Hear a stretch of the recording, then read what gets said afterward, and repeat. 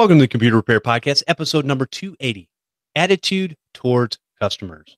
I'm your host, Jeff Halash. This is our live show where we discuss the ins and outs of running your computer repair business. The Computer Repair Podcast is brought to you by Ninja RMM, the simple-to-use remote monitoring and management solution. This is all the tools you need in one place to provide preventative maintenance for your clients. Try it free at ninjarmm.com/10off. And also by Malwarebytes TechBench, the comprehensive partnership program for repair shops looking to boost margins and grow their business. This includes a portable tool set to help you diagnose, remediate, and secure PCs. Malwarebytes TechBench, built for technicians by technicians. Sign up today at malwarebytes.com/techbench. Let me introduce the co-host. We have Brad Torrey from TTCS Computer Services. How you doing, Brad? Doing great. Happy Sunday. Happy Sunday to you. And also next to him is Rick Smith from Renactus Technology. Rick, how you doing? I'm doing good. Glad to see you guys. Good, good. All right, I see you have a squeaky chair there. You need a little WD-40? Need a lot of WD-40 for this chair.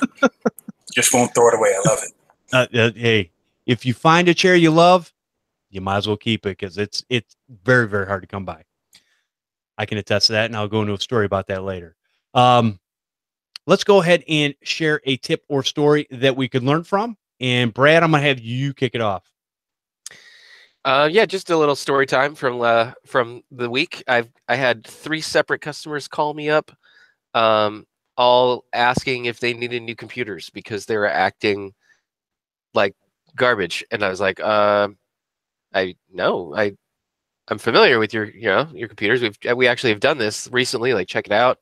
No, you got 8 gigs of RAM, i5, and not old. We tested hard drives. Like, no, your computers are fine.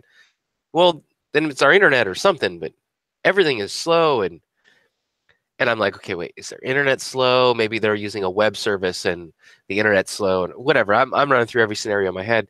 And then it dawns on me, there's a major Windows 10 upgrade happening in the world. And maybe that's it.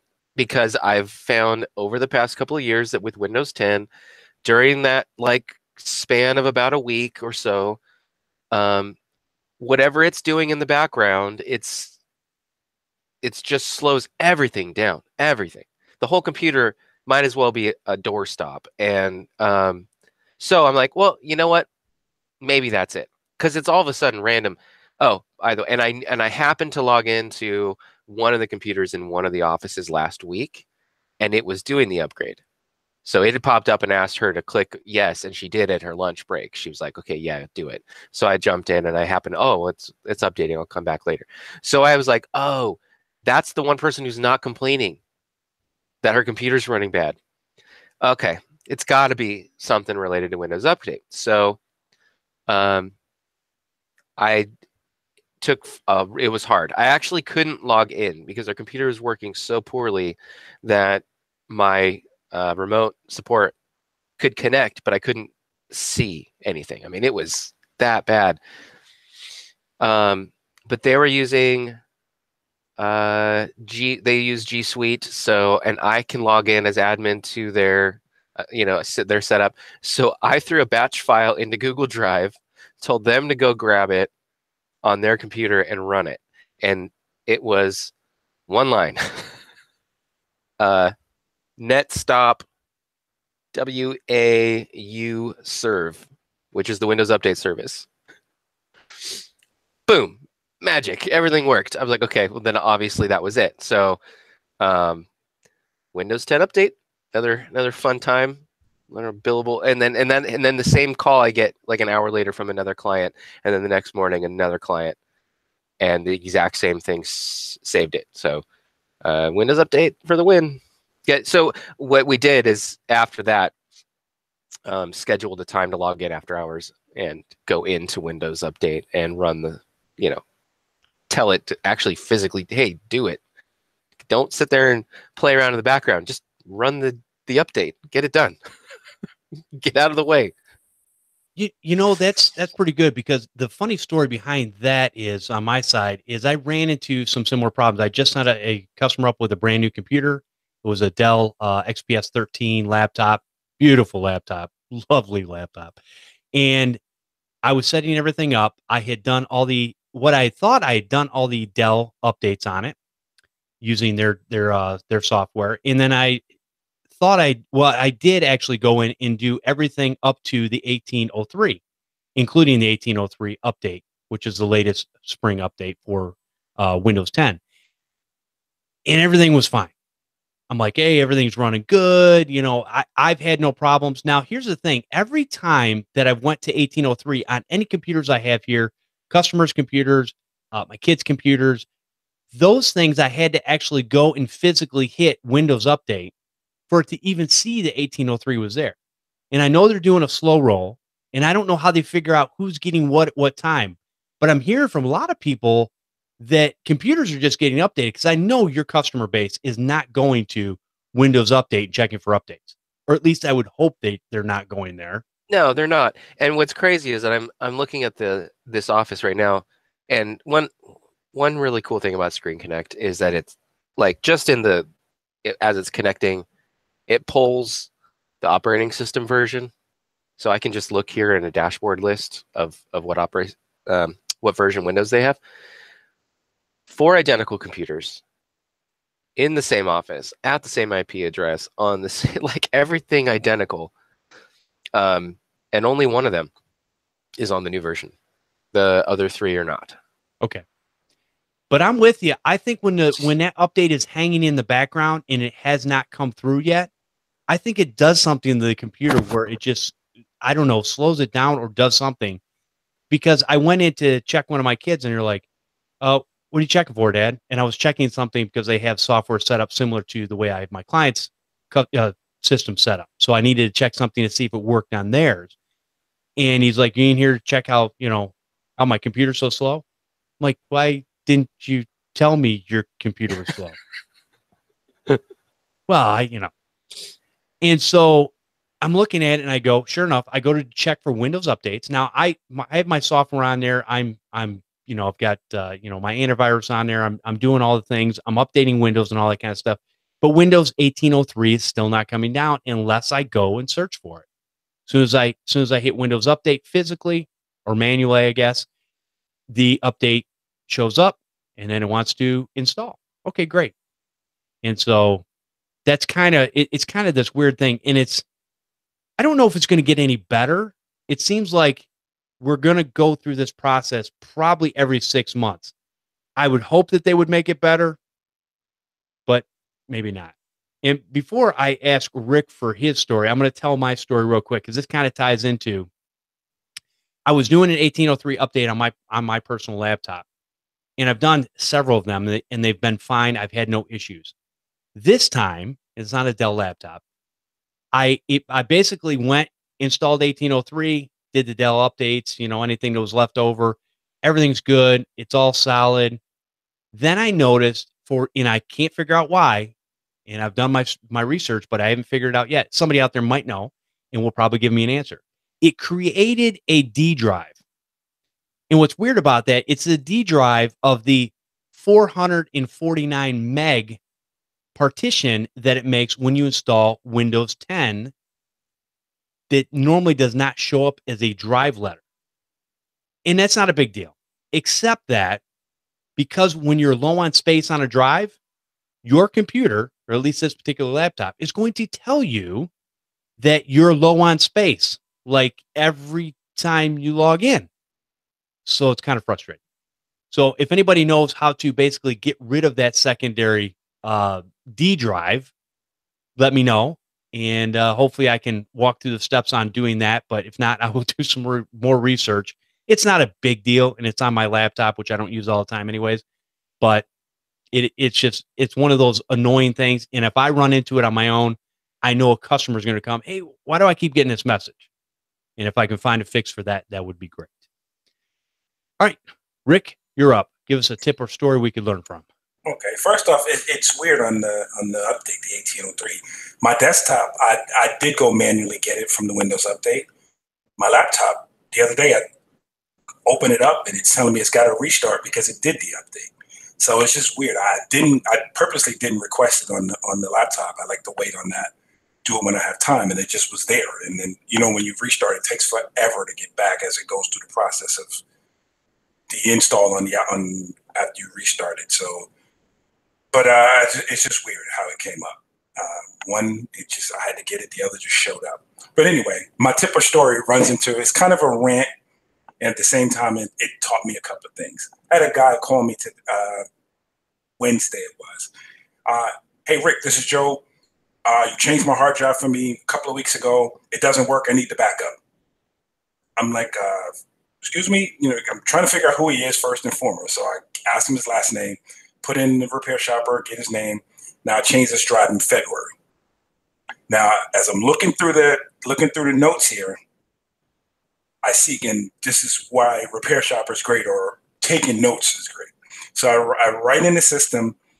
I gave the guy a quote for a new hard drive. He basically wanted to go from a 320 gig drive he had in the system to a 1 terabyte drive. So I gave him a quote for Western Digital Black, plus the cost of imaging the drive over, doing the updates, everything else, giving it back to him. He says the drive price is too high. He comes back, he says, hey, my other computer guy I normally use, he said he can give me the drive, he can sell me the drive. Can you just change the drive? Can you image it and change it? And so my first thought in my head is, well, if the guy can give you the drive, why doesn't he do the work? But then he says, well, this guy's too busy. You said you can get it from me in a couple of days. He said it's going to take him about a week or so. Okay. Well, my price is still the same to do it. I'll put it on the drive. First mistake for me. So he gets me the drive. First thing I realize, it's a refurbished drive. So I say to him, hey, the drive is refurbished. I said, you didn't buy the drive for me. I cannot warranty the drive. If something goes wrong with the drive, I can't be held responsible for it. He goes, oh, okay. And my guy says the drive is good. It should last a year to 3 years, no problem. Okay, I just want you to know I can't warranty the drive. I write it on the receipt. When I give him back his invoice, I write it. Now, and normally I don't have customers sign their invoice when they get it back. In repair shop, you have that choice to have them sign the invoice. But because I wrote in the description, I wrote in there, drive cannot be warranted, customer supplied, drive not warranted. I had him sign it, give it to him. Now, this is February, so. Good on you. It was one of those things where I actually did it the right way this time. Because a lot of times you just do it and you say it to him and you don't put it. So I wrote it down. So he calls me and he's like, well, the drive died. It doesn't work anymore and I need the backup. And I'm like, what backup? He said, well, you said you back it. I said, well, I back it up first when I do any work on any system in case there's a mistake. Once you get it back, and you're not missing anything, you're not saying anything is wrong, that data is destroyed. I don't need to keep your data. Oh, but the drive is bad. And I took it back to the guy and he said that it couldn't be the drive. It's the way you put it on the system. Oh, gosh. So my thought, I say to the client, that makes no sense. I said, I don't understand why he would tell you that. So I go back and forth through the process with him and saying, look, I'm sorry, I don't have a backup. I said, well, I gave you back the original disk. Do you have that? That would at least have your data up until February. Oh no, I gave it to him because he was going to get it replaced for me. Did he back up that drive? Oh, I don't know. Let me ask him. Back and forth. The long story short is he wanted me, basically, then he screaming and hollering at me about, he wants his money back because the drive didn't last and I didn't do it right. And I'm like, there's no way, first and foremost, I didn't do it right. I said, you had the drive for 3 months. You had it from February. If something was wrong, if your data was not right, if the drive was acting funny, I'm sure you would have called me back and told me something was wrong. So basically, the moral of my story is it was going through this for 2 days with this guy back and forth, him yelling and screaming. I'm so glad I wrote this information on the system because I may or may not have wrote it on this receipt. And secondly, as a business owner, as you're another computer guy, you don't throw somebody under the bus for particularly when that it's not possible for the reason you're giving. So that's my tip and my rant for today. That's awesome, man. Very cool. Hey, do me a favor and pull your mic down more towards your mouth. We're getting kind of a room echo there. Okay, sorry about that. Is that better? Yep, much better. It's better. All right, so that's it's frustrating, and I think that's why if we're going to do any type of work, we want to provide. I used to get irritated years ago where maybe a mechanic, you had to use the parts in the shop at the mechanic shop to get your car fixed. And, they upcharge and there's all kinds of fees attached to it and all kinds of things that they're doing. And you're like, man, I don't want to pay that. And then I just figured out, well, no, because they don't know if I'm bringing them parts from somewhere or some other place, they don't know anything about the quality of the parts, whatever. And so why should they warranty them?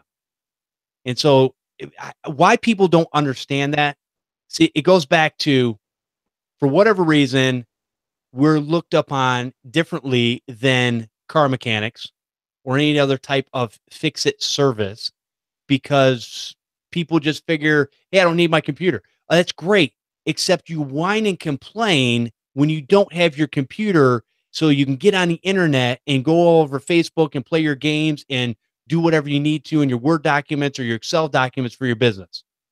But in the same sentence, you'll tell me, well, I don't really need my computer, so I'm not going to pay good money to have it fixed. Well, here it goes. You either want it fixed or you want it fixed right. There's two different ways. And so it's frustrating, but no, you're right. Taking notes and putting that stuff together, man, it does save you, because I can't remember. I've told this story many times, but when a customer calls and they go, hey, remember when you, no, I don't, but here, let me look it up. Oh yeah. Yeah. Here's what we did. And if I can't remember and they tell me something, I'm going to think that they're being honest, or maybe they don't remember. Maybe they're not being malicious. So that way, hey, it's documented. Hey, no, here's what we did. Here's your invoice. Here's a ticket. Boom, boom. Everything's done. And now we need to switch this, so they don't try to get parts for free out of you or anything like that. It's made me think. I've been thinking the policy of whether I would do any more work without me buying, like not doing work when they bring me the part. If I don't supply the part, maybe I don't do the work. I mean, I've been thinking about that back and forth now because of the way this happened, and I don't know yet. It rarely happens though. And he's trying to save, I guess, he wanted to save $30 on the difference on the cost of the hard drive by getting it from his guy, not realizing his refurb. And, but for the headache, it was just the hassle and the headache that I had to go through, for a little bit of money. In the end, it's not that much money we're making to do something like that, to have to deal with. And, he's yelling and screaming, calling me a crook, and he wants his money back. And I'm like, wait, the job was done correctly. But, I question now whether I should have ever done it on a drive that I didn't supply. Well, and I think even if you go back and you say, okay, if somebody wants to bring in a drive, they bought a brand new drive or whatever, and they bring it in, I guess my number one policy is where I would start, at least, is that if it's refurbished, no. And here's what you explain to your customer. A lot of people in the United States and Canada don't realize this. A refurbished drive means that if I have let's say I don't know, 2 terabyte drive, and it goes bad and it's under warranty, I ship it back. They send me a refurbished drive. Well, in order to get down to that 1 terabyte that they're selling me a refurbished drive for, what they'll basically do is they go in and they hand do the firmware on the PCB board, which means that it's only firmware that is attached to that drive. So now here's the thing. Good luck, even if you send that drive out, for somebody to be able to match parts up to get the data back. And so what they'll do is they'll cut some of the sectors off to where they won't read, or the heads, so it won't read on certain parts of the drive. So basically you're getting a Frankenstein drive that really there is no warranty after that. And then, like I said, if it dies, look, good luck getting it back, even from the professionals, because it's a one-off. It's not the same. And so that's a big problem that I would be like, no, we're not using a refurbished drive. Now, Rick, let me ask you a question. How much were you charging for did you say it was a 1 terabyte Western Digital Black? Yes, I think it was $76, maybe 86, something like that. I can't remember the price of it. It was the 1 terabyte, $96, I think it was. Okay, so that's right in line. It's cheap. That's good. Yeah. I charge 100, but yeah, that's perfectly fine. And the thing I said to him, I didn't go as detailed as you did about the refurbished drive. I didn't know as much as you just said, but I did say, I said, these drives have been sent back because something was wrong with them, and then they fixed them and sent them back. Yes. And I said, also, the drive I sell you is going to have a 3-year warranty on it. This drive, I think the warranty is 30 days. And I said this to him specifically, and this is why he said, oh, my guy said it'll last 1 year to 3 years.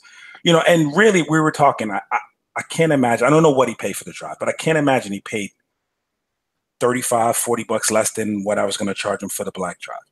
So, you know, in the end, it was just, you know, you get what you pay for. You got what you pay for. Here's the problem. So he wanted to save $30. So, okay, understandably. Now, if the moron would have went to Amazon and gotten one of those drives for $70 or $68 on sale, he would have saved himself the almost $30 and had a brand new drive. Yeah, that's what I was going to say. So I have like I think it's only 2. But let's say it's 2 customers that are really good in every other respect. They're really good customers, and I don't anticipate ever having like random issues with them. So, but they both have this one quirk: they don't want to buy marked up parts. They would rather get them on their own. But and usually that's so. In other cases, that's been a customer that I will just walk away from. I'm like, okay, you're a problem. These happen to have all the other qualities of a good customer. This is just one of their things. He doesn't like to pay monthly fees. He doesn't like to pay marked up parts, but he will pay whatever I charge hourly for labor. I mean, literally without question, he will. So and he never questions anything I want to do. It's like, okay, what do we need for our network? Done. Sign it off. So anyway. Good customer, but this one thing. So what I do, we together, actually, one of them gave me his credit card number and just said, hey, just keep this card. And whenever you need anything for my office, just buy it, but use my, charge it direct. All right, fine. That's cool. As long as I'm not having to worry about what you're talking about, where like he's going to some dude and getting stuff that's questionable and I know where it came from, I don't need the markup. He's going to pay the labor without question. Like that's fine. So it's like we've kind of come to that agreement where I'm like, all right, fine, I'll lose a little bit on the markup, but he really does want to pay for every minute of my time. It's fine. But when Anthony tells me about he's had a couple of issues where someone came to him with like a shopping cart full of computer parts and was like, hey, can you put this together? And one time he did it and it was a nightmare. And then another time somebody brought him a motherboard, but like all the other parts Anthony sourced, and the motherboard was bad. And you're like, almost 100% of the time when the customer has brought him parts and asked him to assemble a computer or something, it's been a bad time. So it's like, just no, we just work with things that we know because you expect the outcome to be warranted and positive, and we can't guarantee that if we didn't control front to back. Like, we got to know that what we're working with. I don't know where maybe that hard drive was refurbished and then also fell out of the back of a truck. Well, the only thing I can think of than a box of computer parts that's worse is when somebody brings you a laptop that's pulled apart. Get screws in a box. And quite honestly, I know most people will walk away. I find it a challenge and it's fun to me. So it's like, yeah, whatever. Yeah, I can put it back together. No problem. I'll figure it out. But, as a rule of thumb, if I didn't have time to do something like that, I wouldn't, I'd be like, there's no guarantees on this. You pulled it apart. We're going to see if we can get it back together and fix whatever it is you need fixed. But just understand, you're responsible for this. I'm not. Oh, that's all right. That's all right. All right. Sign right here. Yeah, the absolute greatest is when you get a laptop, you look at the back and you see there's like 6 screws missing. And you're like, did somebody try to open this before? Oh no, we've never touched it.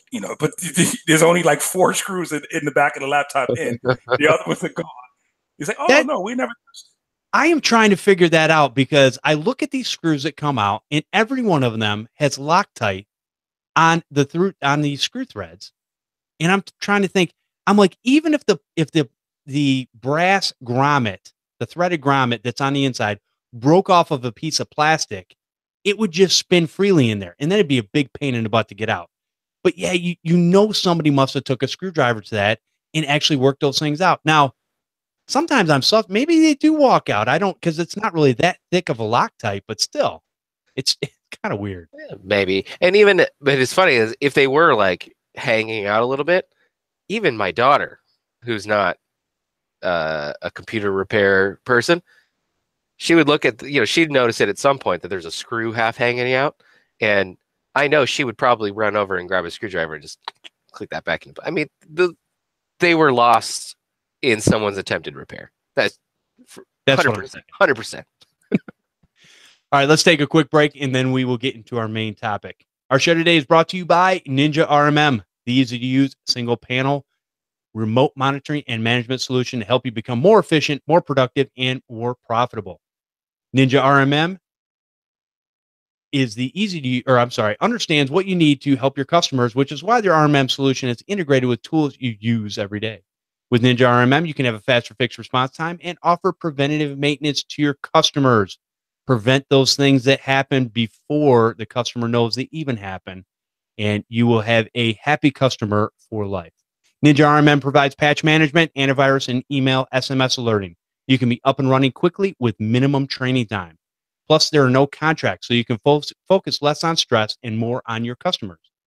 Ninja RMM also offers things that you use every day, like remote support, TeamViewer, or backup using Cloudberry, antivirus, WebRoot.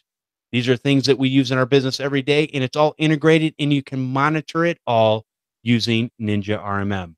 You have network visibility inside your RMM, easy-to-read dashboards, and a powerful device search to create custom queries and export the lists to your customers to keep them up to date on the hard work you do for them. You can also have an executive-style report showing important system metrics such as health score, software editor removed, hardware change, and TeamViewer connections. Find out what's going on in those systems when they go, hey, what happened with this? Somebody removed that, and it happened on this date, and it was by whoever was logged into that computer. Ninja RMM is offering Podnutz listeners a free 30-day trial when you decide to buy a 10% discount. Take advantage of this offer. Go to ninjarmm.com/10off. All right, let's go ahead and talk about how to handle difficult customer interactions better. And what kind of spurred this up is, number one, the secret Facebook group, which we'll talk about in a little while. Came up every month. I put out a post saying, what kind of topics do you want to hear about? And this is one that kind of came up, how to deal with difficult customers. And then I was reading some Facebook posts on some other groups, and I'm finding that the customer service level is different for everybody. And what I mean by that is that customer service, to me, in this day and age, if you want to compete on something, listen, you don't have to necessarily even compete on skill. You don't have to compete on how fast you are. Where you really need to compete is customer service. I really believe this. Customer service is king and will win out every time, as long as you're being open, honest, and helpful to your customer base. Hey, you're helping them, but you're also not a doormat. You're not being walked over by, they're taking advantage of you. They're not paying for your time. You don't want those customers anyway. So you need to find the customers that are willing to pay for your time. Hey, I got a quick question here. And I know you're going to charge me for it, but that's okay. Shoot. And a lot of times you'll realize that customers, even the things that we find frustrating that customers ask us that seem so mundane or so simple, sometimes we just need to put on our happy face and say, hey, I'll be glad to help you with that, and go ahead and help them. And people are, most of the time, most of my customers are anyways, they're appreciative. They're like, hey, you're awesome. Hey, thanks for your help. Appreciate it. And they paid me money and said nice things about me. it's a win-win. So, but what I want to talk about, what do we do when we present ourselves to our customers? And the one thing we don't want to do is we don't want to ever talk down to our customers. But at the same time, we don't want to be a Mr. or Mrs. Smarty Pants. But at the same time, we want to try to deal with them at their level. And what I mean by that is take some terminologies and things that they're used to, things like putting gas in your car or whatever might relate to the thing that you have to do for them in their IT services. And you can take that and correlate it over to something they will understand. Hey, what are we doing as far as protecting this system? Hey, you know what? We've got some antivirus set up on your system that's going to protect things that are trying to come in and attack your computer. And even if they do come in, this antivirus most of the time is going to get rid of things. And if it doesn't, we also provide a service where we can go in and clean that stuff out. Because, when it comes to services like that, if somebody is clicking on something and saying yes, there's not a whole lot you can do to stop that.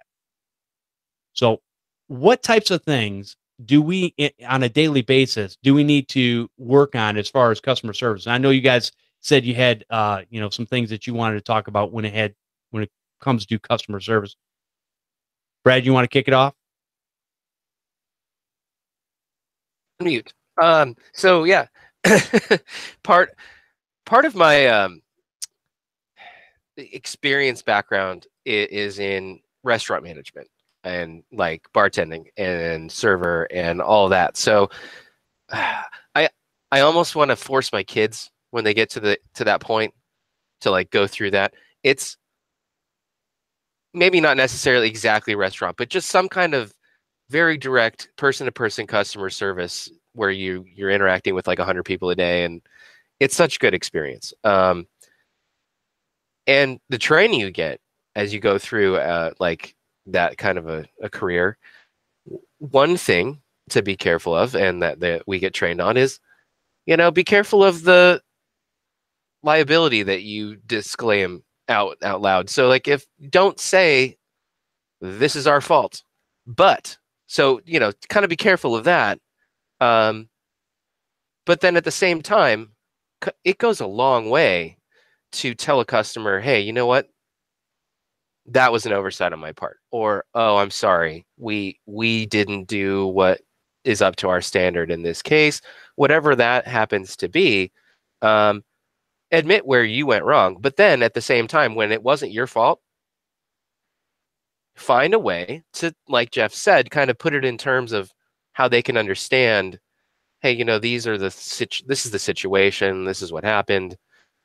And then figure out, before you even open your mouth, figure out how you're going to make it right. Put that together in your head and kind of, I like to build those little, like a story, like start to finish. This is how this conversation's going to go. I'm going to build this experience in my head a little bit and then put it out in the world. This is what's wrong. This is kind of the evolution of what the problem was. And then this is going to be the closing, like how we fix it, make it right, make you happy. I wish that I hadn't had to become so good at doing that because that means that we've had enough. But people get frustrated with computers. They like, and things don't always work out. And you do this long enough, and you're going to have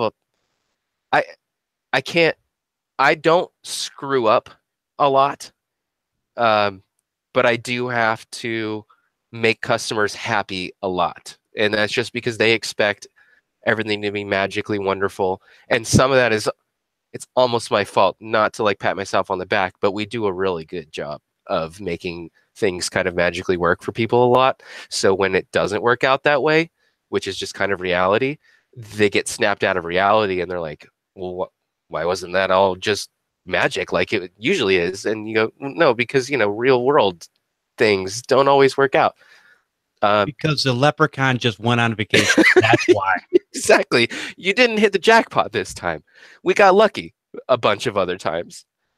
So, that's really it's a good place to put your heads. Like, people are going to get mad. You got to be the grown up, not get mad. find a way to make it right. And then, you know what? Sometimes when someone is unreasonable, I don't deal with them anymore. Right. I've walked away from money because the person was just, you know what? My brain can't handle the negative stuff that you're throwing at me right now. It's going to ruin me for the week. I'm just going to sit here obsessing about how awful you are, and it's going to screw up my productivity for the week. It's going to screw up my interactions with other people because I'm going to, you're going to just be sitting there renting space in my mind. I'd rather lose $200 from you than jeopardize everything else that's going to happen to me that week. So whatever, I walk away. That's fine. Yeah, a lot of people don't realize that when a person gets mad and upset, here's something that's turned on and off. They get mad and upset with you. They go on with their day because they've done nothing they haven't inconvenienced themselves at all, but they are like Brad said, they're going to inconvenience your mind and take over if you obsess on those things and keep you thinking about that and wasting your time. So they're gone doing what they want to do. We obsess over this stuff. And it's like, I agree with you. There's not enough time in the day for me to deal with stuff like that. We all don't need the extra negativity. The world is negative enough as it is. Just turn on the news every once in a while and you'll turn it back off and never watch it again.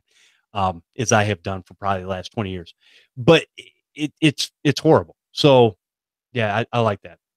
Rick, what about you? Yeah, kind of similar. I've had to train myself to not carry, the negativity with me the rest of the day, because there would be days where something would go wrong, and it's worse when you made a mistake or you overlook something and it causes a bigger problem. It bothers you. I take it personally. I try to do my job to the best of my ability, and I want every customer to be happy. Sometimes it's not going to happen. Sometimes customers are determined not to be happy. And sometimes we legitimately make mistakes. So we, overlook something that can cause a problem. And I've had to learn not to carry that with me because it rolls to the next customer and the next customer. And at that point, you not only have that bad attitude with that customer, you've taken it out on the next 3 people who had nothing to do with it. So I've had to train myself. That situation happened. I'm going to deal with it the best I can, try to remedy the situation with the customer, and then I'm going to move on because, I have other people to service. So, I try to do everything with a smile on my face. I have some advanced age customers who I've done work for, and they like to pick up the phone to call me for just about anything. I try really hard. If I have the time, if I'm sitting at my desk and I have a few minutes, I'll answer the questions as best I can, which leads, one question sometimes leads into 64 more. And I'll try to be as patient as I can and answer those questions. And I had a great, I do this as much as I can. I had a great experience with a customer, which, also taught me a lesson. I talked to her for maybe 45 minutes. I had done some work for her. She called me. She couldn't get something with her printer to work. So we talked through it. I had to spend 15 minutes getting her to set up so we can set up a remote session, and we got through it. And she said, "Okay, what do I owe you for this?" And, I'm feeling, I said, "Don't worry about it. I hope everything's okay. Don't worry about it." About 4 days later, I get a check in the mail for $150 from her. She says to me, and she says, "Thanks so much for your patience. You're the nicest guy I know." And she sends me a check. And, for me, I was like, wow, so moral of the story is I try as hard as I can to treat every customer with the respect, with the utmost respect, some more than they deserve. But in the end, again, it's, you just have to let the negativity roll off. Do your best you can to remedy the situation and let it go and move on. If not, it's going to kill you. It's going to kill your business eventually. I agree with that. That's good. Now, let me talk about one of the things that I've said this in the past, and I've been kind of called out about it. And what I've said is that if a customer becomes a problem, I just charge them more money. And people are like, oh, you can't charge different people different money. That's, whatever it is. I'm like, oh, no, I actually can as a business owner. There's no laws against that. Hey, you know what? That whatever $150 job. Yeah, there's a whatever $50 idiot tax on there. I can add it anytime that I want. It You sure can. You call it whatever you want. You know what? That job is going, because of the stress and things that I have to go through, that job, instead of being $150, is a $200 job. And you can't. Yes, you can. You can charge different prices. And there are a lot of businesses out there that charge different prices. Go to a salon and get your haircut. I've done this for years. Not anymore, but I've done this in the past. I've done it for years. And I cut my own hair now, as everybody can tell. And so what I do when I go to these salons, every week it was a different price. It was never the same price. And guess what? The same lady was cutting my hair. But whatever, I don't know. And what are you going to do? Wait, you didn't charge me the same price you charged? No. She can charge me whatever she's going to charge me. Maybe she did a little extra shampoo that day or something. I don't know.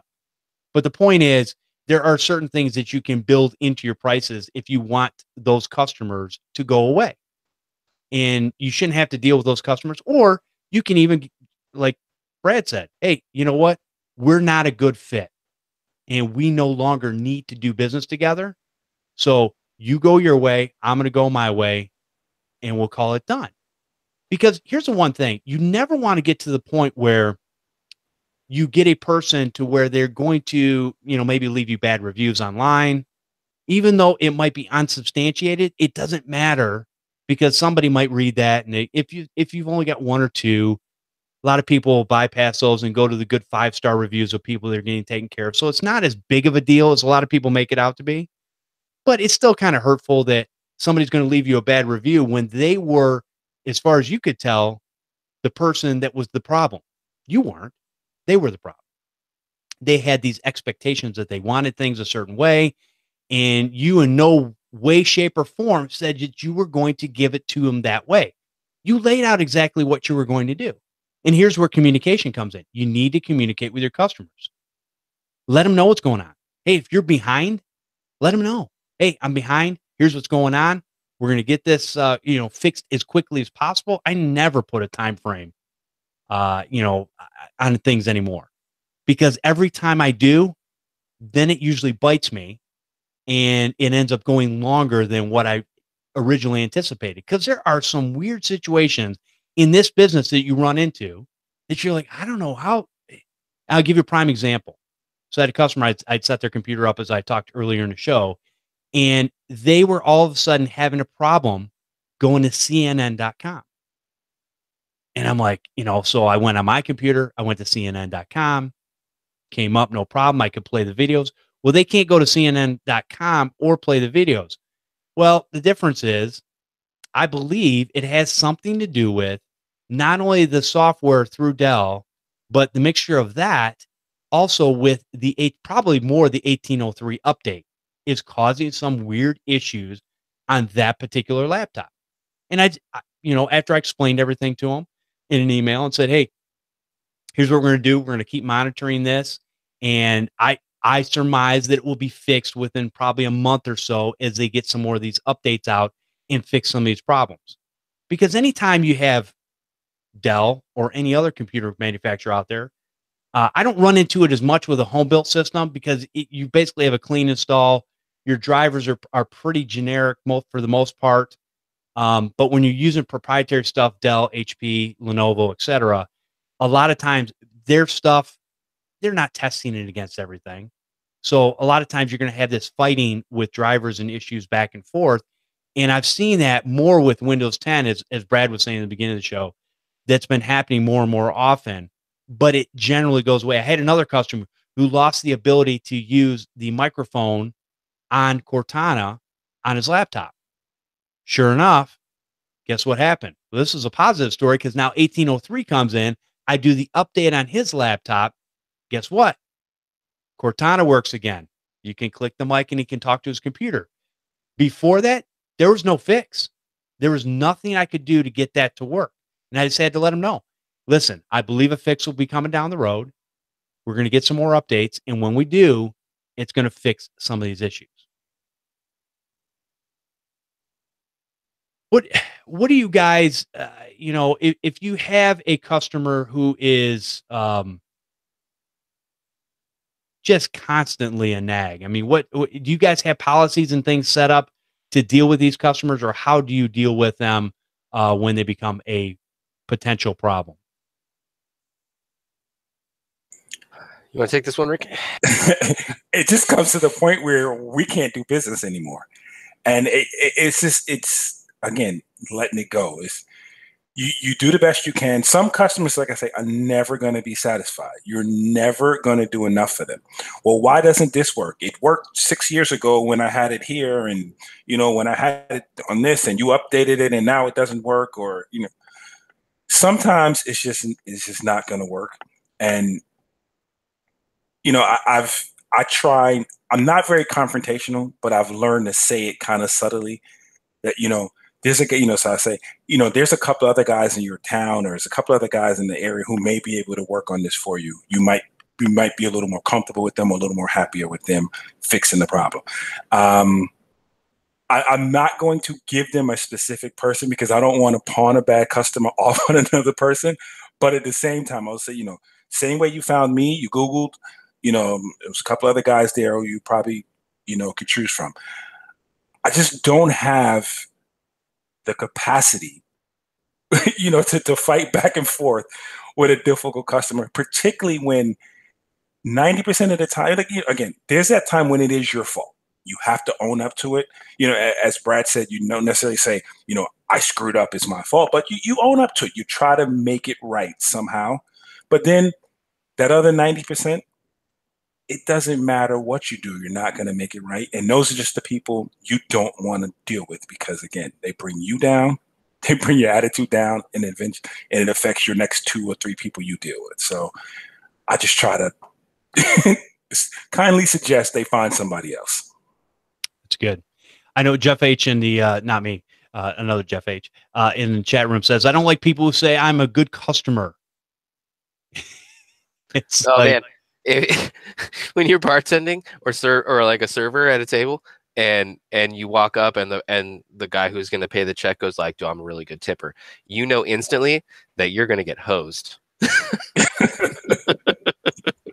It's funny. I can't remember where I heard it. I was listening to a podcast or something the other day, and they were talking about the word tip, and I can't remember the whole story, but basically a tip was designed to give it ahead of time in expectance of service. So in other words, we look at it, a tip is an afterthought, right? Hey, if you gave us good service, we're going to tip you well. If you didn't, we'll tip you mediocre. If you're really horrible, we might not tip you at all. But if you think about it, don't tell me what kind of customer you are or how good you are. Show me. Show me the money. That's what I'm saying.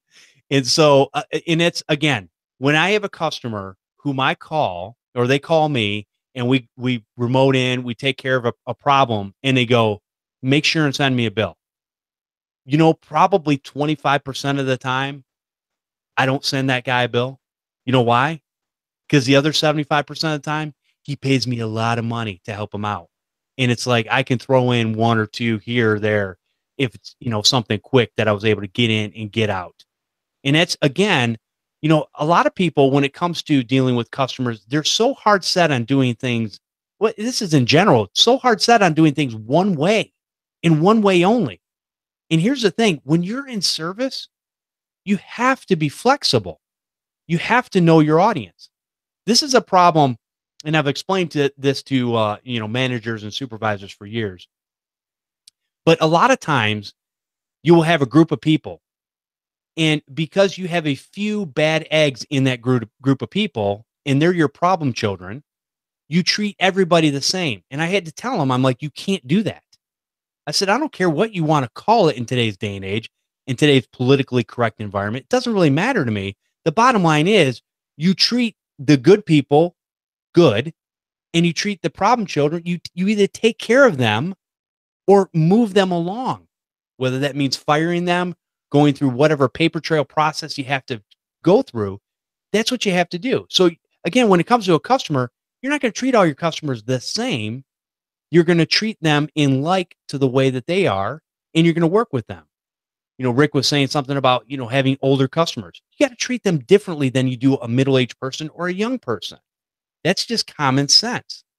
And so understanding that you need to be somewhat of a chameleon in your business, I think that it makes your job a lot easier, because you just you roll with the punches, you kind of adjust on the fly, and that's what we get good at. And guess what? These guys have said it. You're going to make mistakes, and that's okay. You own up to them without owning up to them. Hey, made some problems. We had some problems here, but we're going to fix it. No, that's really, again, at the end of the day, what the customer really wants to hear is that their problem is going to be fixed. And if it's outside of your control where you can't fix it, then just let them know and be honest. This is not something we can fix at this time. And don't get me wrong. I used to be one of those people that said, you can fix everything. And what I've learned over the years is, with software, is hard. You can't fix everything. Eventually you get to a point where you can make something work, or maybe you have to switch to a different piece of software. But when it comes down to the operating system, and it doesn't matter what operating system it is, I've used them all and they all have their quirks. Wait a minute, this didn't work with, yeah, that's just the way it is. So do you guys have any other things on dealing with customers? Well, I did, having a good attitude. Yeah, I did kind of have a different take on it, because when we were trying to decide on a topic, and I was just throwing stuff at the wall and seeing what topics, what stories I could tell. This story rolls right into what we're talking about. But it's not about a confrontational problem customer. It's about a very good customer who became sort of an endangered species for me, and they were thinking about leaving. And I'll tell you what happened. So this is a big customer. They probably take up 40% of my business right now. And they're very, in like every respect, I want to keep them as a customer. They're a good, I like them. Like when I think of them fondly. So that's, I mean, whether they pay their bills or not, that's a nice thing. To like, oh yeah, no, I like these people. Like I would hang out and have cocktails with these people. So, all right. Been doing business with them for about 1.5 years. It was towards the end of last year. They had a new project, a big construction project, and I think I've mentioned it before, but it was a disaster, and it wasn't our fault. It was the contractor, and all of the subcontractors were just all over, like walking on each other's toes, and it was cutting each other off left and right. And it wasn't anyone's fault except for the person who's in charge, who wasn't doing that job. And so that became a problem. And the business owner was so fed up, and that job took so much stress out of their life, or, put it on them, that they were like, we're not going to have a single repeat vendor on the next job. So they have a new place that they're building, and we're not a part of it. And I was sort of aware that this project was coming up, and not getting the notification that we were, needed to go look at it. And I'd even done a little bit of prep, to like go meet with the contractor that was doing that project. And then it was like, and so somebody else, so the business owner wasn't confrontational. He didn't call me and be like, hey, dude, we're not hiring you again. He just didn't. And then somebody else in the organization had the fun job of saying, yeah, so he was really unhappy about the last project and how that went. And, and also I kind of had a perfect storm of some other stuff that got our response times to be a little slow around that same time. And it was actually related to that job too. Like it was just a bunch of stuff came up that month, and it was the worst.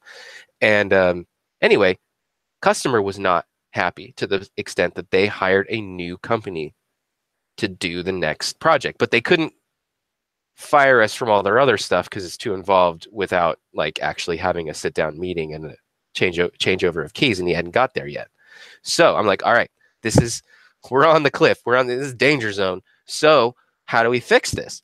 He hasn't said anything to me. And so I can't run up to him and be like, I'm so sorry, you know, because he doesn't care. Like, he just wants things to work. He doesn't want to hear an apology.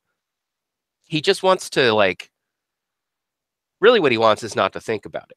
He wants to not think about what we're in charge of. He wants us to think about what we're in charge of. And then when he hears about it, it's a problem. He wants to go, hey, how are things going? And everybody in the management meeting goes like, everything's great, boss. You know, so like, that's what he wants. And that's what our job is, to make sure that everybody else at the meeting says everything's great. Anyway, so what do? I triple down on this customer, make sure that everybody in the company is getting what they need. We get a lot more FaceTime. I have so many unnecessary truck rolls. Now, that is nice for me because all of their locations and their main office are within a 5 to 10 minute drive of my house.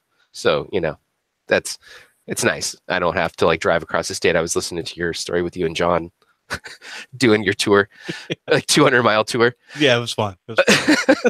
That's not how this goes. Like, if I were to hit every single one of their locations, I would probably drive a total of 5 miles.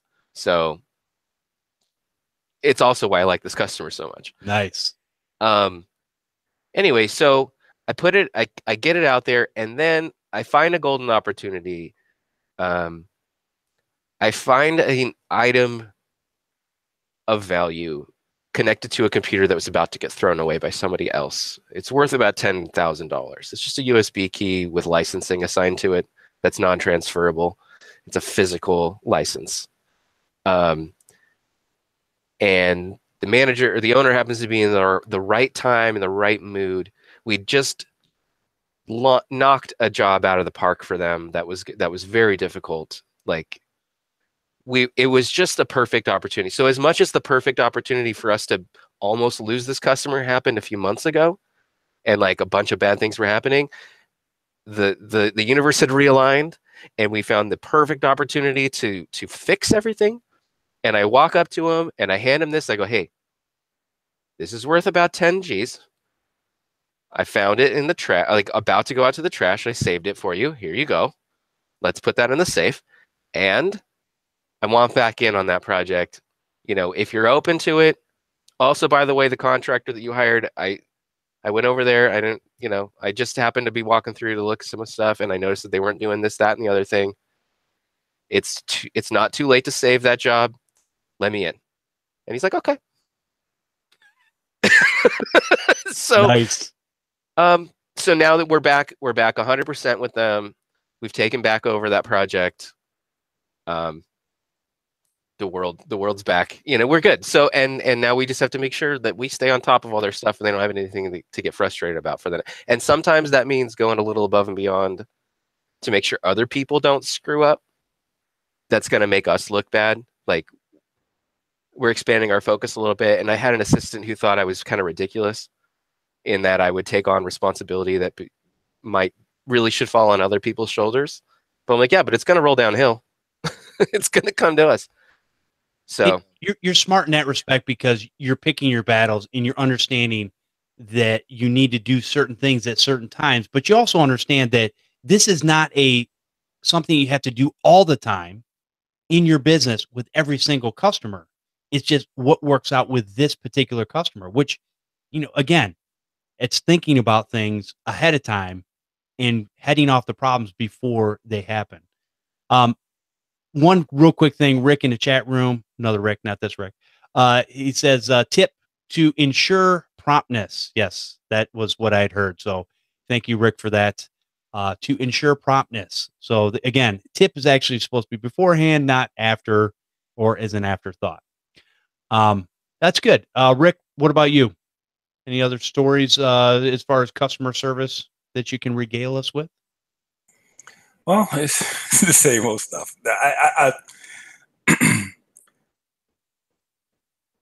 No, nothing worth going into right now. But well, I mean, what are some of the things that maybe something that's that you would feel that is unreasonable in your business for a customer to expect from you? they customers expect the same thing all the time, and it's like they expect that they are your only customer first and foremost. Right. They always think that your time is totally reserved for them, and no matter how you try to say it. I have a customer that is. Brad's story made me think of something. I have a customer that I've had maybe 10 years. Love her. She's a doctor, great customer. But she does not like she's not 40% of my business. She's maybe 10% if. But, she was one of my first customers, and she stayed very loyal to me. There were some times where things didn't go as planned, or we went a little slower than we planned, and she stuck through it with me. So I always do what I can, to service her. But sometimes the expectations get unrealistic. It's, you call, I bought a new printer. Can you come put it in today? No, I can't. And the one thing I tell every client, I try to, particularly clients that are on the managed service, I say to them, I don't need to make your decisions for you. But if there's anything that affects the computer system, anything that has to be plugged in that connects to a computer, your phones, call me first before you buy it and let me know what you're doing. Maybe I can just give you some guidance. Maybe I can find you a better price. Maybe we can, make some better decisions or, whatever. But you have to tell me. And it drives me nuts that, she does this to me a lot. Something will pop up and she'll be like, I got this. Can you come fix it today? Can you do it today? And then if you don't do it, it's like, I said I needed you today. You didn't come. So, and with her, it's a little different. It's if I didn't like her and we hadn't had the history we had, probably a long time ago, I'd be like, okay, you got to go. Or if you're not going to do it, or every time I show up, it's like you say, the bill gets higher and higher because hey, you called me at the last minute. I came, I had to. So yes, there's my $75 emergency fee or my, $150 same day fee, whatever. If I didn't like her so much. So it's just, I guess you kind of pick your battles. I do have customers where you train them that they know when to call you and when not, or what to expect from you from the same reason you've done. I learned this from you. And I think it happened to me for the first time, maybe October, November, where I had a customer called all the time, need this. And on the invoice came, it's like, what's this extra $150? It is my emergency fee. You said you needed it done immediately. I told you I was busy. You asked me. So that's what I do. So I don't do it that much. I kind of try to pick and choose. And I think sometimes when I talk to a couple of people I speak to about my business and the things that go on as my day goes on, they say, you're too nice. My accountant tells me that all the time. You're too nice.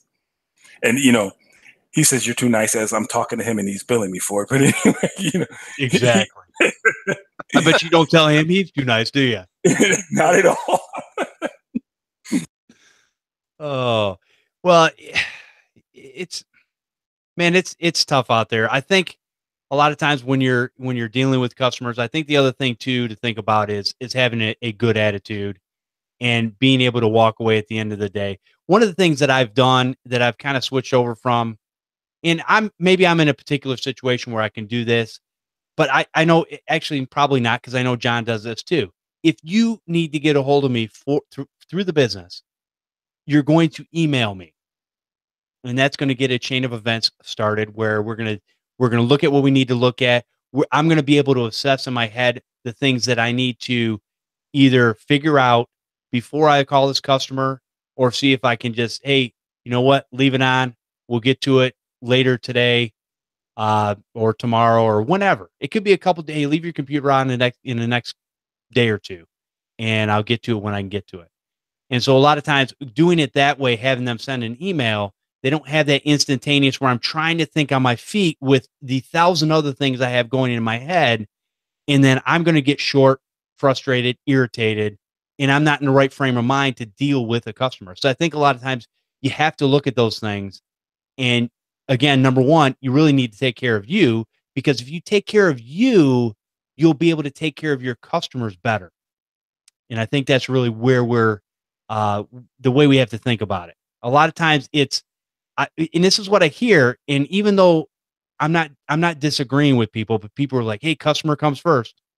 No, not really. You don't understand how this works because again, you're not in the right frame of mind. You don't have the right thought process. You're going to do or say things that are not going to be beneficial to you and your business. So you need to take a step back and make sure that you're okay so that you can move forward and be the best you can to your customers. And again, when you have customers who like you and trust you, it's not that hard of a sell. Hey, here's what we need to do. Is that what do you want to do that? Well, yeah, we can do that. Let's do that.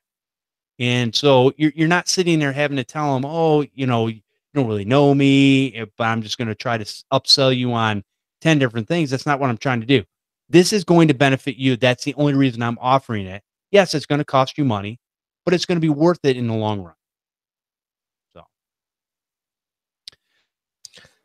yeah, and water will follow the easiest path.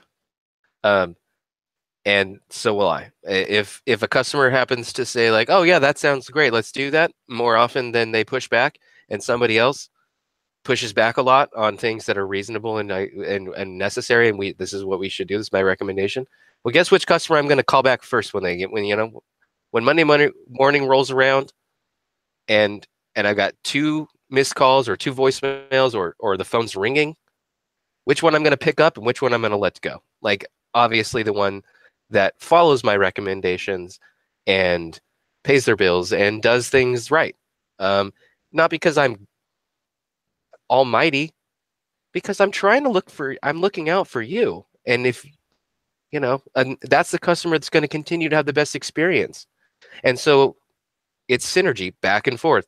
They're happy. I'm happy. Everybody's happy. And I like that. And I don't like other things. now, one of the things now, answer me this, guys. If you're calling a company for service, are you going to give them, depending on what their voicemail says, are you going to give them as much abbreviated information to why you're calling them? Hey, I'm calling in a heating and cooling guy because my furnace is not working. Do you think I'm going to let them know that, hey, I'm Jeff Halash, here's my address, and my furnace is not turning on. Is that something you can help with? That type of thing. When a customer does something like that, that makes sense. And those are the customers generally. If I'm not too busy, I'll call back. But a lot of times, even new customers absolutely all go to the phone. I don't talk to any one of them because here's a lot of times what I'm getting. Hey, I'm from XYZ company. Call me back. My number is blah, blah, blah, blah, blah. Okay. You're calling an IT service company. I'm assuming you want something done with IT, but that's how you lead the phone conversation? Yeah. I don't even want to deal with you because that's not even, to me, it's not even common sense for people to try to ask for something that way. Just they call me back. And it's almost like, and maybe I'm misperceiving it, but it's almost like, hey, I'm Mr. or Mrs. Important and you need to call me back. Yeah, no, I don't. You're not that important, not to me. So that's how I kind of base my new customers calling in. I'm like, hey. My favorite customer, for a lot of reasons, their employees, first of all, they're architects, so they're educated and they're kind of engineering minded, so it kind of helps us all be kind of on the same page. But when they have a problem, they don't call me. They send me an email with screenshots and time of day when something happened, like everything you would ever want to know. And I didn't even exactly train them this way. That's just how they think. I mean, I get an email that's just, it's almost like a script. Like, this is the best ever. And I get so happy. Usually when you get a call from a client, I don't think the anxiety comes from the fact that they're having a problem. It's that, how am I going to collect the information that I need to figure out what's going wrong? And then you get this, and it's almost, I don't know, I get excited because it's like, oh, they gave me everything. I know exactly what happened. and I can fix it right now. And anyway, it's just that customer communication is amazing. Absolutely. And it's either amazing or it's awful. It goes back to training your customers, though. I've learned you have to tell them or somehow show them how they need to report a problem to you. Because if not, you're going to get that. Hey, the printer doesn't work, or I can't print. And that drives me nuts, because 9 times out of 10, you sit there and hit print 20 times and now the queue is full. And then when it finally,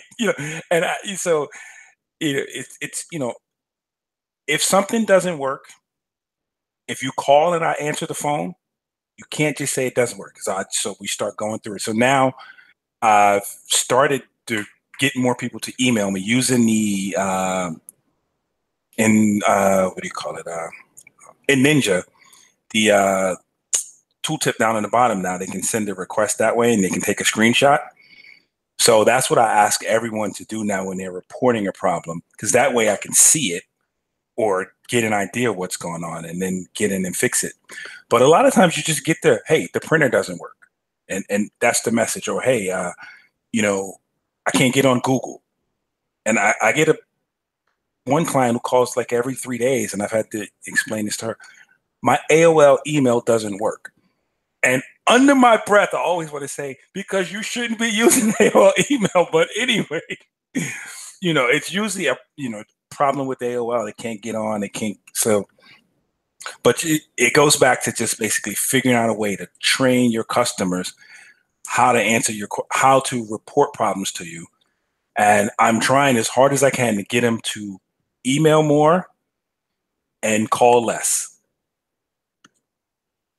Now, JD Venice in the chat room says, going back to what I had said earlier, he said that might change, Jeff, when you start doing this full time. You might be taking more of them calls. And no, I won't, because I've learned over time here's a weird thing. My spidey senses come up. I know what a good customer sounds like. I know what their voicemail that they leave on the phone. I can tell whether they're a good customer or not. It's that simple. And so that's just the way I look at it. I want the good customers. I don't want to waste the time with the customers that can't put a cognitive sentence together to, let me know what a problem is. It just doesn't make any sense for me. And again, they'll go to somebody else and that'll make somebody else happy. And, they can build a relationship there. That's fine. There's plenty of us to go around. So I'm not concerned about that. Yeah, I'll tell you what doesn't work, because I've tried it. Because I don't like confrontation. I just don't. So there's very few customers. There are a few that I've had a discussion with, and hey, we're not going to work together anymore. I didn't tell them the real reason why. I made up something that sounded nice. But I've also tried just kind of being the worst and getting in an attempt to get fired, basically, because I don't want to do your business anymore. So I'm going to charge you my full rates plus some and not be responsive and kind of suck. You should fire me. Or maybe just call somebody else. I'm basically not going to get back to you for a month. And they still call me. It doesn't work, because the same thing that makes them the worst customer, for some reason, also makes them not appreciate that I'm trying to get them to go somewhere else. So you have to do it.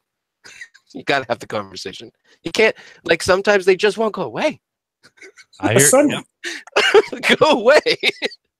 I think sometimes what happens is the customer themselves is difficult. They're a pain in the neck, but they realize that you are actually worth it to do business with. That's why you can increase the rate. They'll still pay it.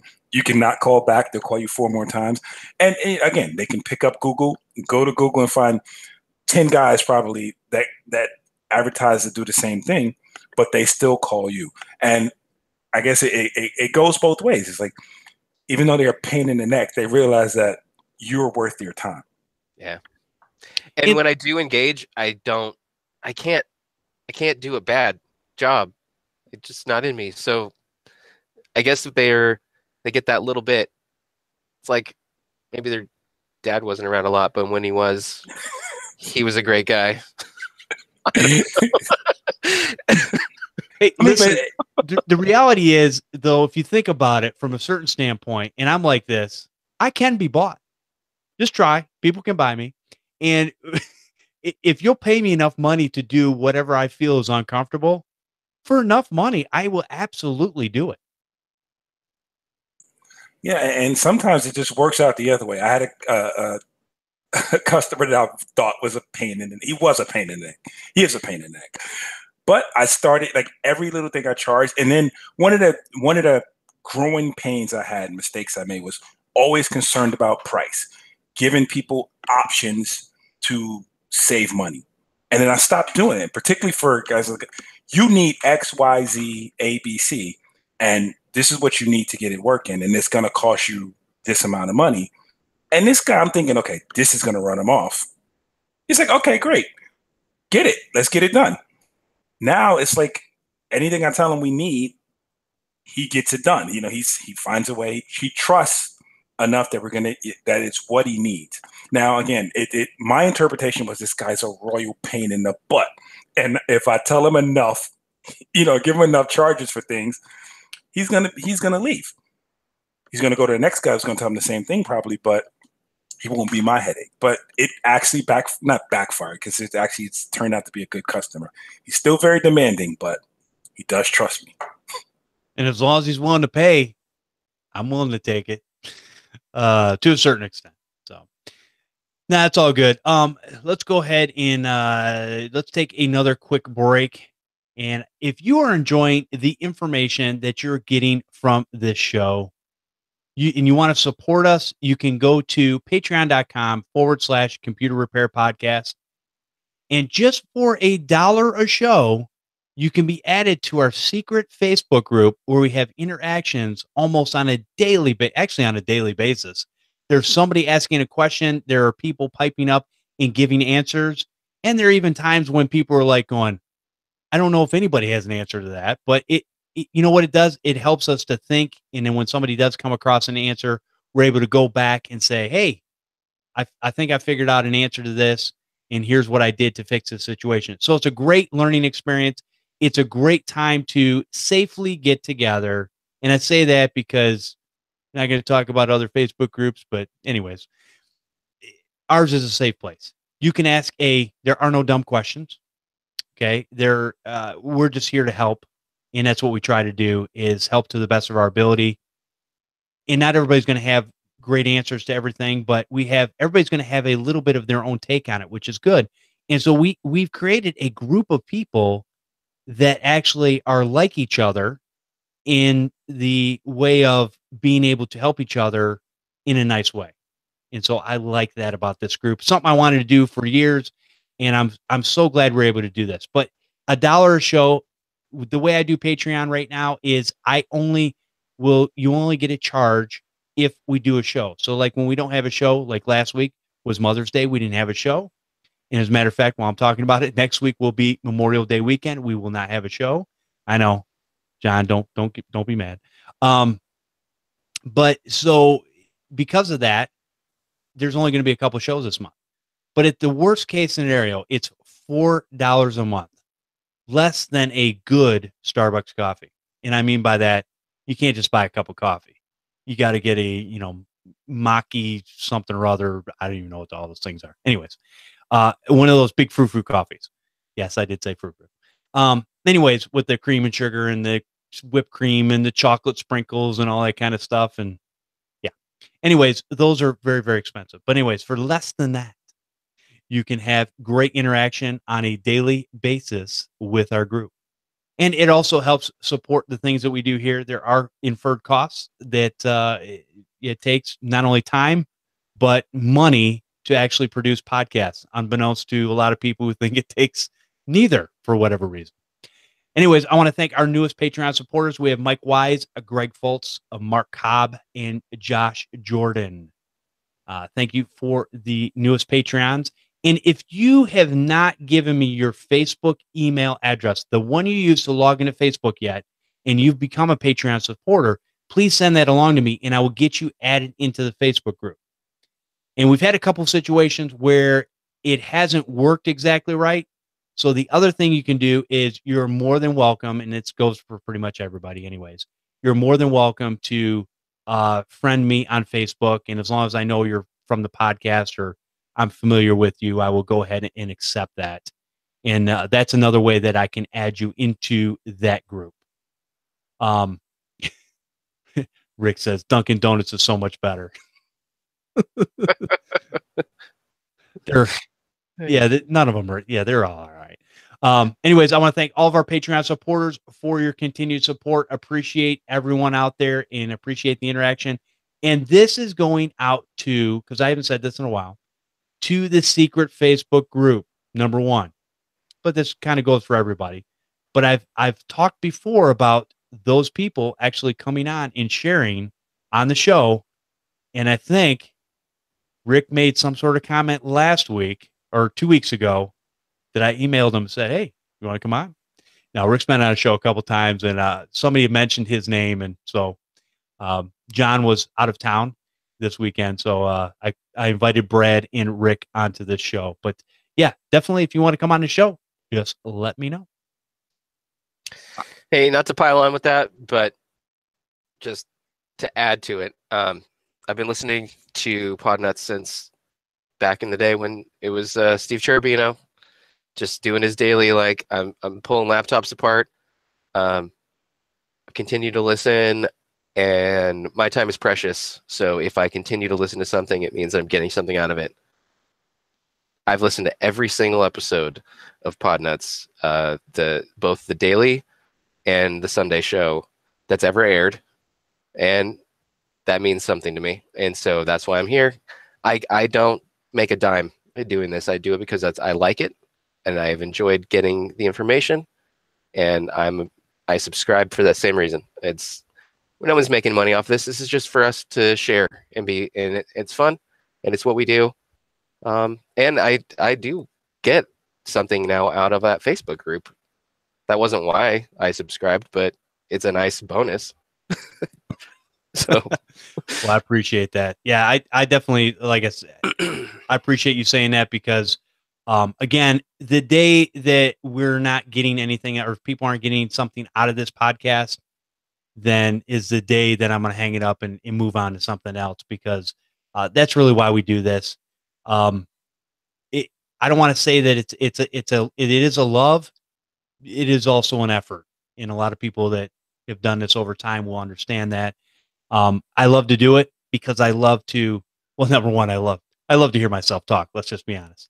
And number two, I like to really help people understand how to think about things or maybe how to solve problems. And to be honest with you, the guests that come on the show are the ones that are bringing most of the goods most of the time. I just pontificate about this, that, or the other. And even if it weren't true, I make it sound true. So, but these guys actually bring the goods. So I appreciate the effort of all the guests, past and present, that have come on this show to share, because without them, there would be no show. I'm not one of those guys. I wish I could pontificate long enough to do a show on my own, but not really. I love the interaction of talking to other people, getting different perspectives. And that's why I continue to do this. And I love this type of format. I'm just going to throw in a quick plug just to add on. But I can personally say my business has grown. My understanding of business has grown from watching the show. I've seen every episode as well. I didn't see it from the beginning, but there are plenty of Sundays where I've watched maybe 6 to 8 episodes during the day, fall asleep on them at night sometime, have to watch them again or listen to them in the car. But I will say, I'm more than happy to be a Patreon contributor, because I think I've gotten much more out of this from you, Jeff, and from everyone who's been on the show, from all of the comments. It has really helped me, and I will always continue to be a supporter. I appreciate that. It really means a lot. And, a lot of things we love things like emails. We love voicemails. And we love that little dollar cha-ching that, comes in per episode there. It does help keep the lights on, literally. we just appreciate that, because that shows that people do appreciate what's being done here. So I appreciate the community as a whole, and hopefully we can continue to build this thing up and make it the best computer repair podcast out there, since I'm one of the only people that actually uses computer repair, because everybody's afraid of the word for whatever reason. But that's a whole nother story. Everybody wants to be an MSP now. Anyways, now I just offended 3/4 of my audience, but that's the way I roll. All right, so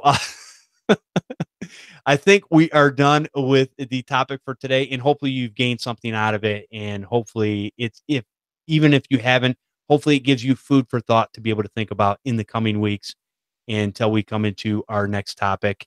And it's just it makes me think, and it makes me go back to the basics a lot of times when I do talk about this stuff. And that's the other thing I like about it. I get probably more out of it than most, just because I'm taking that information and not only getting it from the people that are on the show, but I'm taking in what I'm saying and going, yeah, that's something I need to work on. And a lot of times the only reason I bring stuff to the table is because I've gone through those things and I understand what they can or cannot do. And so that makes me a better business owner and technician overall, I think. All right, so let's see. Rick, if you want to give one parting thought and let people know where they can find you, where would that be? Well, you can find me email rick@renactus.com. Weird name, but I guess my parting thought would be, again, just everybody continue to learn from each other, contribute, and I'll see you all out in the on the Facebook page. Awesome, man. Appreciate you coming out today. And Brad, if you want to give one parting thought and let people know where they can find you.